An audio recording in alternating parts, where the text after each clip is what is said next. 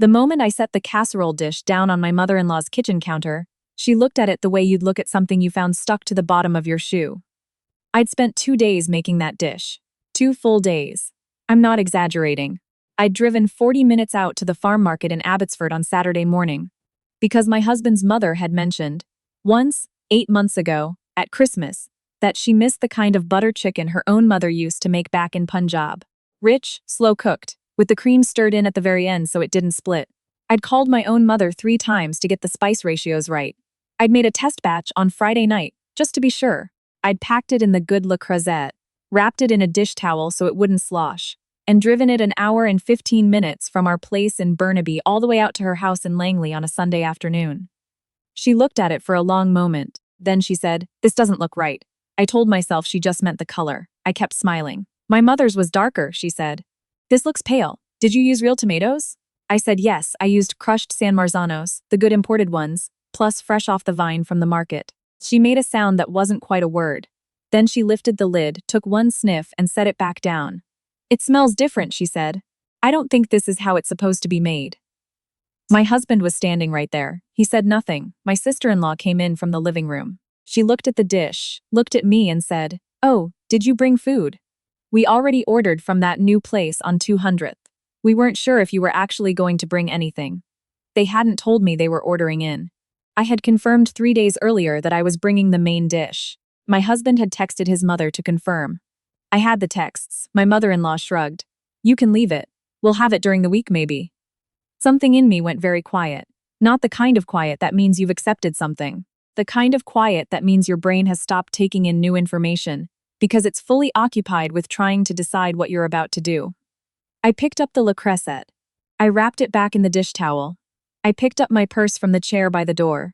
My husband said, "What are you doing?" I said, "I'm taking it home. We just got here, I know." My sister-in-law made a sound that was half law, half scoff. "Oh, okay. So now you're offended." I didn't answer her. I walked out to the car, put the dish carefully in the back seat, got in, and sat there for a minute with my hands on the steering wheel. Here's the thing about that moment that I've thought about many times since. I wasn't crying. I wasn't shaking. I was just done. There's a version of that afternoon where I go back inside and sit at the table and eat delivery Thai food, while my mother-in-law talks about how her son deserves a wife who can actually cook, which is something she had said to me before, not directly but in that particular indirect way she had perfected, where you could never quite call it out without looking oversensitive. I'd done that version many times. I'd sat through many versions of that afternoon. But I was 34 years old, and I had spent 2 days on that dish, and I was done. My husband came out to the car about 4 minutes later. He got in the passenger seat and sat there.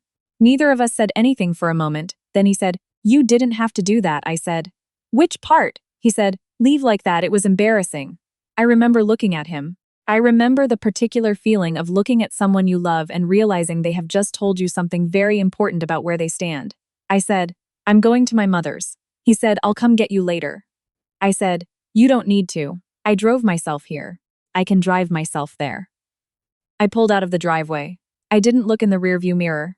My mother lives 40 minutes from my in-laws, in the house I grew up in a quiet neighborhood in Surrey, where half the families have been there since the 80s.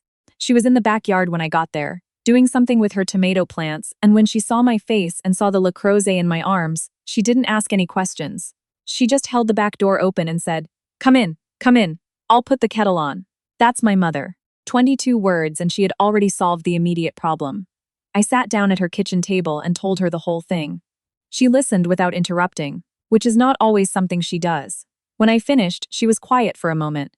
Then she said, "The dish smells wonderful. Let's eat it now." So we did. My mother called my aunt, who lives 3 streets over, and she came over with her husband, and the 4 of us sat at my mother's kitchen table and ate butter chicken with rice and the garlic naan my mother keeps in the freezer from the bakery down the road, and it was, without any exaggeration, one of the nicest Sunday dinners I can remember. My phone was on the table. I wasn't hiding from it. At about 7:30, a text from my mother-in-law came through. It said, "Where did the food go?" I put my phone face down. At 8, another one. "Your husband said you took the dish home. We were going to have it for dinner." I thought about the words "we were going to have it." Not "thank you for making it." Not "we're sorry we made you feel unwelcome." Just, we had decided we wanted it after all, and now it was inconvenient that it was gone. I didn't reply. At 8:45, my husband called. I let it ring through. He called again 20 minutes later. I answered that one. He said his mother was upset. He said she felt bad about how things had gone. He said she wanted to know if I could bring the dish back, or if maybe I could give her the recipe so they could order something similar. I sat with that for a second. I said, she can have the recipe, but I'm not bringing the dish back tonight. He said, why not? You're already out there. Because I said, I drove out here with a dish I spent 2 days making, and she told me it didn't look right and she sniffed it and put the lid back on. And then you said I was embarrassing you by leaving. I'm at my mother's house now and we already ate it. There was a long silence. He said, we ate it. I said, yes, the whole thing actually, my aunt came over. Another long silence. Mom's going to be upset, he said. I know. She was looking forward to it. She has a funny way of showing that. He hung up. Not angrily exactly. More like he needed to think, and he didn't know how to think and talk at the same time, which I had come to recognize as one of his less charming qualities. I helped my mother do the dishes. My aunt and uncle stayed until almost 10, and we played cards at the kitchen table, and my uncle told the same 3 stories he always tells, and we laughed anyway because they're good stories. When I drove home that night, my husband was already there. The lights were on in the bedroom. I felt lighter than I had in months. The next morning, my husband was quiet over breakfast, which is not unusual for him. He's not a morning person. I made coffee and put a cup in front of him and sat down with mine. After a while, he said, I've been thinking about yesterday. I waited. I think, he said slowly, like he was choosing the words carefully, that I didn't handle it well. I said, no, I should have said something when she reacted like that to the food. You should have. He looked at his coffee. She's my mother, he said. It's hard. I know it's hard, I said. It's also hard to spend 2 days making something and have someone sniff it and tell you it doesn't look right. Those 2 things can both be true. He nodded. He didn't say anything for a minute. Then he said, I'm sorry. And I believe he was. I know my husband. I know the difference between when he's performing an apology to end a conflict and when he actually means it. He meant it. I said, thank you. He said, I'll talk to her. I said, okay. And here's the part of this story that I think about now when I'm tempted to minimize what happened. When I'm tempted to think maybe I overreacted, maybe it wasn't that big a deal, maybe I was being oversensitive. He did talk to her. That week, he called his mother and he told her that how she'd spoken to me wasn't acceptable, and that if she wanted to have a relationship with his wife, she needed to treat his wife with basic respect. He told me about the conversation afterward, and he told it straight, not softened, not edited in his mother's favor. He said she was defensive at first. He said she cried a little. He said eventually she acknowledged that she hadn't been welcoming and that she was going to try to do better. I don't know what try to do better looks like long term. I know it doesn't look like a complete transformation. She's in her 60s. People don't transform in their 60s. But she called me the following Thursday, and she asked for the recipe. Actually asked for it. Said, I'd like to try to make it. My mother's was a bit different, but I think yours might be even nicer. You got a good spice blend. That was probably the most genuine thing she'd ever said to me in 6 years of marriage. I emailed her the recipe. What happened between that Sunday and now hasn't been a fairy tale. I want to be honest about that, because I think one of the most exhausting things about these kinds of family dynamics is when people tell you it gets magically better, and then it doesn't, and you feel like you've done something wrong. It got incrementally better, which is real and which counts. My sister-in-law is still my sister-in-law.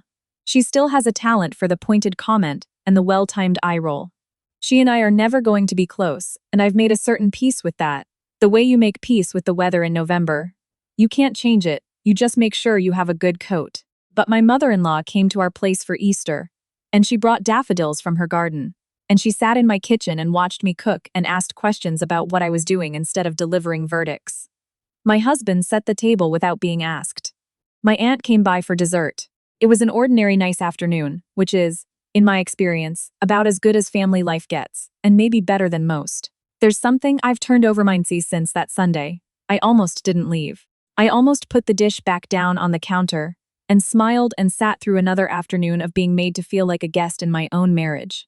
I think about the version of me who would have done that, who had done that, over and over for years, and I feel something between compassion and impatience. She was trying. She was trying so hard to make it work by making herself smaller, and it wasn't working, and it was never going to work, because that's not how it works. What changed things, what actually changed them, wasn't the dramatic gesture of walking out with the Le Creuset, though I'll admit there was a deeply satisfying quality to that particular moment. What changed things was the conversation my husband had with his mother afterward. And what made that conversation happen was him watching me choose myself for the first time in 6 years of Sunday dinners. And something in him recognizing that things couldn't keep going the way they'd been going. He needed to see it. I needed to show him. The butter chicken was excellent, by the way. My aunt asked for the recipe too.